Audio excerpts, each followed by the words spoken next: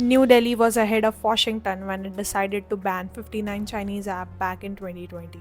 With the recent development, Supreme Court of USA has upheld the banning of Chinese app TikTok. Were the concerns of Delhi back then same as Washington? Yes. Data security and privacy of citizens have been the major concern.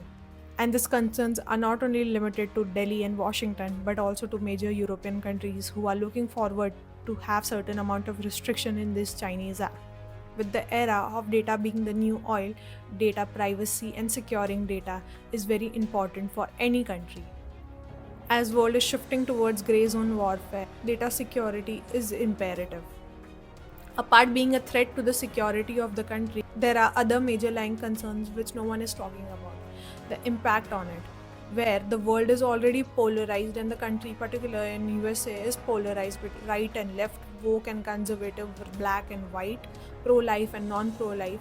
This polarization is not only profiting these companies, but impacting this American society to a larger extent.